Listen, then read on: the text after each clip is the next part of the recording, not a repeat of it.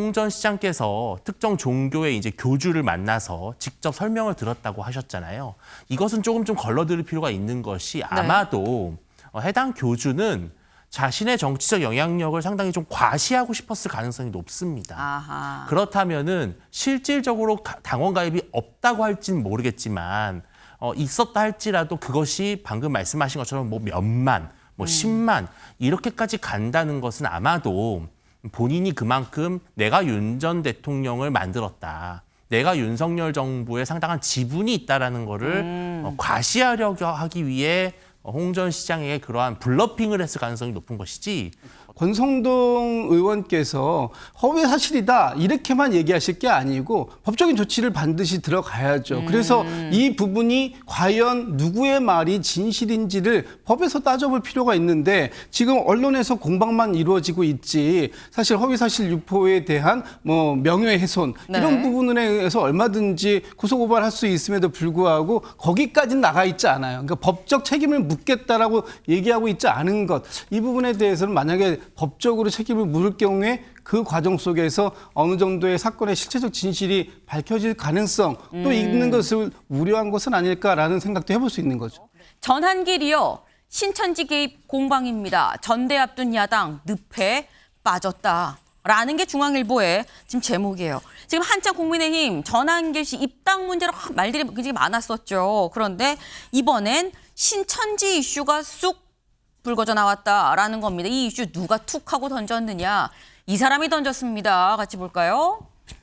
홍준표 전 대구시장입니다. 2021년 대선 경선 때 그때 내가 국민 여론에서 10.27%나 내가 압승했었었는데 당원 투표에서 졌다라고 얘기를 하면서 그때 윤석열 후보 측의 총괄본부장이 권성동 의원이었었는데 당원 투표에서 압승한다고 큰 소리를 친 배경이 바로 신천지, 통일교 등 종교 집단 수십만 책임당원 가입이었었다는 걸 알만한 사람은 다 압니다. 라고 지난 26일 글을 올렸다라는 거예요.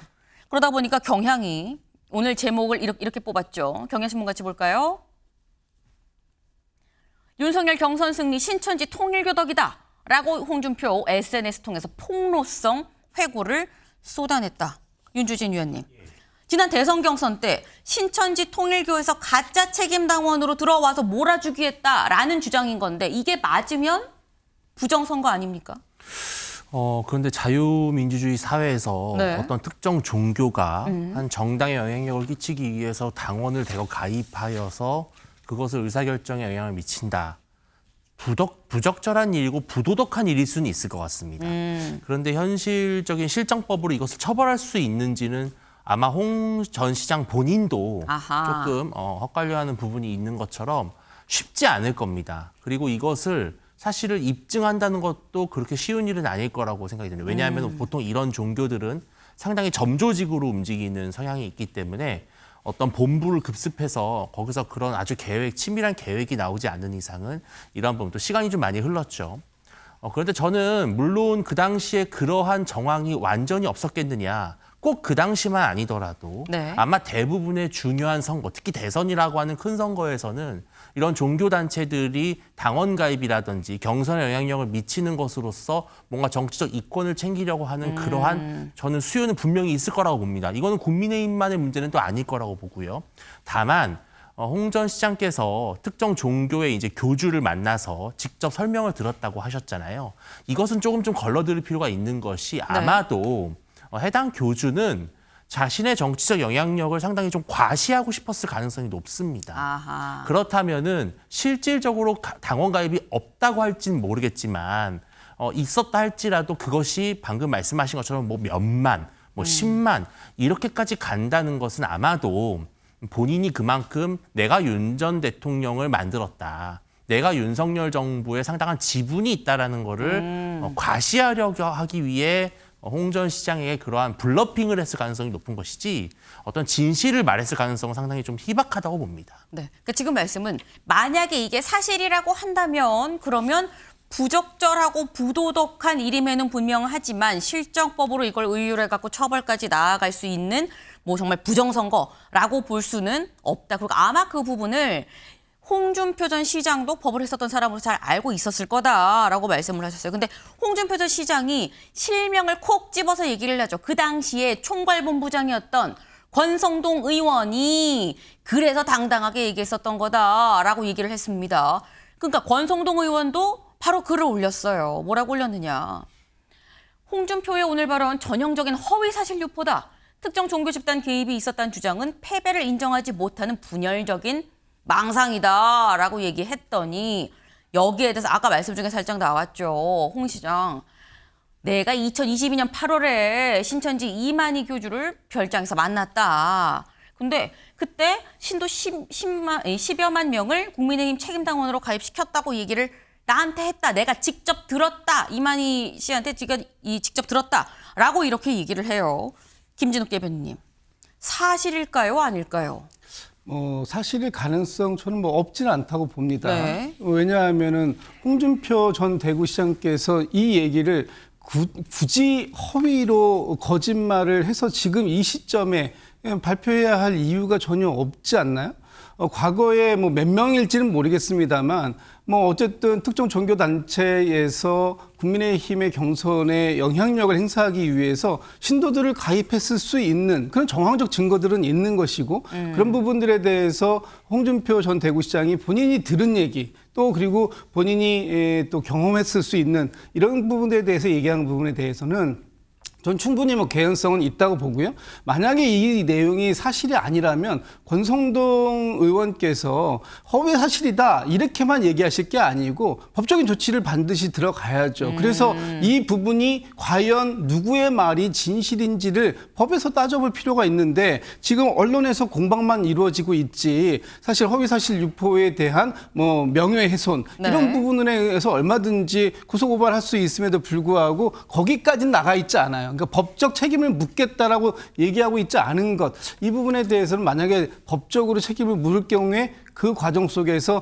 어느 정도의 사건의 실체적 진실이 밝혀질 가능성 또 있는 것을 우려한 것은 아닐까라는 생각도 해볼 수 있는 거죠. 네. 사실 모든 건 가능성을 제로라고 볼 수 없지 않느냐. 근데 만약에 이게 진짜 권성동 의원이 억울하다고 하면 진짜 허위사실 유포로 법적 조치에 들어가라.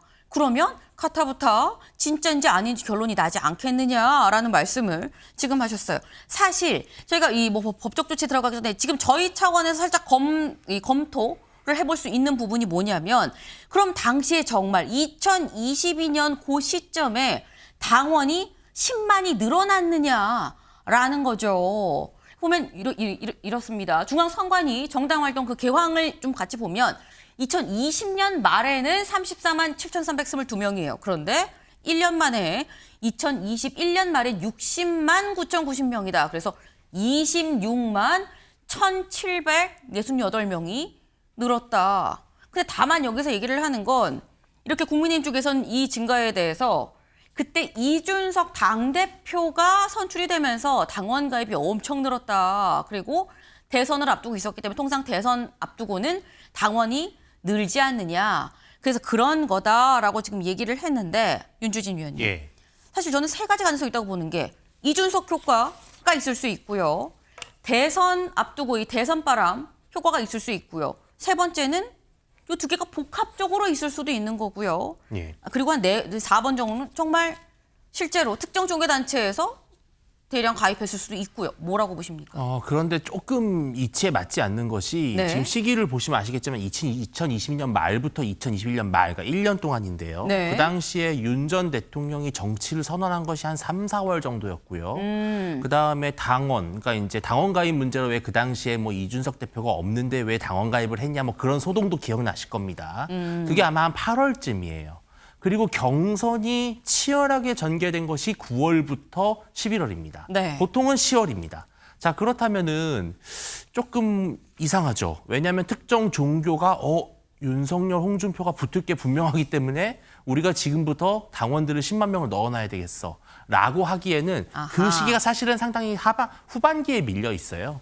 저도 기억이 납니다. 그때 2020년도에 2021년도에 그러니까 이준석 대표 젊은 당 대표 열풍이 불면서 상당히 많은 젊은 층이 당원 가입을 했었고 또 그때만 하더라도 사실은 정권 교체를 상당히 좀 어렵게 느꼈던 국민의힘으로서는 당원 모집을 경쟁적으로 했었습니다. 각 지역별로. 그래서 집계까지 해서 순위까지 매길 정도로 각 지역구 당협위원장과 국회의원들에게 당원 모집을 상당히 장려했던 시기였습니다. 그리고 당세가 박근혜 전 대통령 탄핵 이후로 매우 쪼그라들었다가 네. 김종인 비대위원장 체제로 들어오면서 뭔가 이제 회복하던 시기였어요. 그래서 그러한 시기 때문에 숫자가 많이 늘어난 것이지 아까도 말씀드렸지만 그렇게 특정 종교가 영향력을 행사해서 당원을 가입시키기에는 너무 시기적으로 맞지 않다라는 걸 좀 말씀드리고 싶습니다. 지금 말씀은 사실상 책임 당원으로 해서 투표권을 가지려면은 3개월이라는 시간이 필요한데 진즉의 3개월 전서부터 홍준표, 윤석열이 크게 부딪힐 때니 우리가 진즉엔 4, 5개월 전부터 좀 들어가 있자. 당원 가입을 해놓자라고 생각할 수가 있었겠느냐. 쉽지 않다라는 취지의 또 말씀이셨어요. 그런데 아까 홍 시장은 뭐라고 얘기했느냐. 내가 2022년 8월에 이만희 씨를 직접 만나서 내가 들었다. 10만여 명 당원 가입 내가 시켜서 된 거다라고 내가 들었다라고 얘기를 하죠. 근데 여기서도 의문이 또 있는 게 김진욱 대변인님. 홍 시장은 이만희 교주를 왜 만난 거냐라는 생각이 또 들어요.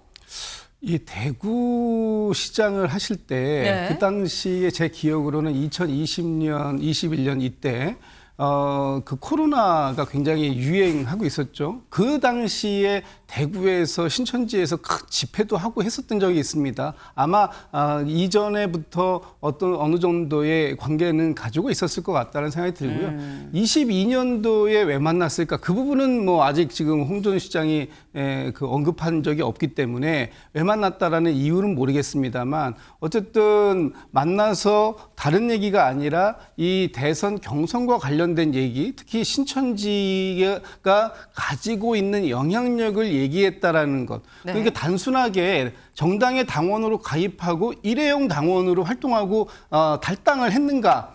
아닐 수 있다라는 거죠. 여전히 그 사람들이 지금까지도 당원의 지위를 유지하고 있다면 앞으로 계속해서 22년도 이후에도 어떤 그 정당의 전당대회라든지 아니면은 뭐 대선 경선이라든지 이런 부분에 충분히 영향력을 행사할 수 있는 상황이 지속될 수 있기 때문에 아마 그런 과정들을 논의했을 수도 있다. 앞으로 특히 22년도 이후에 홍준표 대구시장이 또 당시에 또 다른 또 큰 꿈 뭐 이런 부분들을 꾸고 있었다면 이번에 나의 패인이 여기에서 기인했던 것이구나라는 걸 찾았다면 앞으로 그러면 이 사람들을 나를 위해서 좀 도와달라라는 얘기를 했을 수도 있는 거죠. 얼마든지 그런 가능성들은 남아있는 거고 제가 여전히 의문을 갖고 있는 건 지금 당시에 가입을 했는지 안 했는지 모르겠습니다만 당시에 만약에 가입을 했다고 치고 지금 여기에서 보면 신천지뿐만 아니라 통일교도 23년도에 권성동 의원의 당대표 출마를 위해서 일정한 역할을 하기 위해 당원에 가입했다는 얘기들이 있는 거잖아요. 그렇다면 이분들이 현재까지도 국민의힘의 당원으로 남아서 활동할 수 있는 개연성이 있고 이분들이 앞으로의 이번 8월 달 국민의힘의 전당대회에서도 영향력을 행사할 가능성 이런 부분들도 있다면 국민의힘에서 지금 이 전말을 오히려 가짜뉴스다 거짓말이다라고만 할 것이 아니라 그 국민의힘 안에서 당무감찰을 통해서 이런 부분들에 대한 사실관계를 확인해 볼 필요는 저는 있다고 보여집니다. 네. 지금 말씀을 들어보면 윤주진 위원님 사실 이게 통일교 신천지에서 당원 가입을 했는지 안 했는지는 알 수 없습니다. 다만 주장만 있을 뿐이죠. 그런데 만약에 이게 진짜라고 한다면 그리고 이 사람들이 당원 가입을 하고 나가지 않은 상태로 계속 당원 자격을 유지를 하고 있다면 그럼 전당대회에서도 충분히 영향을 발휘할 수 있는 거고 이건 좀 큰 문제 아니냐라는 말씀이에요. 그렇다면 정말 부담스러운 일이죠. 그런데 사실 잘 아시겠지만 당원 가입이라고 하는 게 어떤 특정 지역에 뭐 몇만 명이 한꺼번에 하는 것이 아니라 사실은 각자가 다 전국에 사는 곳이 다르잖아요. 그럼 지역 당연마다 다 당원 가입을 합니다. 자, 그런데 만약에 정말 10만 명을 가입을 시켰다. 그러면 지금 어렴풋이 잡아도 국민의힘 당원 중에 책임 당원만 하더라도 한 4분의 1에서 5분의 1 정도가 특정 종교 소속이라는 거예요. 그러면요, 아마 바로 이런 이야기가 나왔을 겁니다. 우리 당협에서 신천지라든지 특정 종교 종교가 포교 활동을 한다. 당원들을 자꾸 신천지를 끌어들이려고 한다. 혹은 적어도 저 사람 그런 종교인 것 같다. 왜냐하면 우리랑 라이프 스타일이 다르잖아요. 근데 그런 정보가 저는 국민의힘에서 단 한 건도 나온 적이 없다라는 거예요. 네. 그거는 사실은 실체가 없다라는 것이죠. 저는 그렇기 때문에 정말 한 종교 특정 10%만 넘었어도 네. 아마 바로 티가 날 겁니다. 또 그분들은 사실 티를 내는 게 그분들의 목적이잖아요. 포교를 하는 거기 때문에. 네. 저는 그런 것이 없다라는 것은 아마도 제가 말씀드린 대로 특정 종교의 교주가 조금 과장하지 않았나라는 생각을 합니다. 네.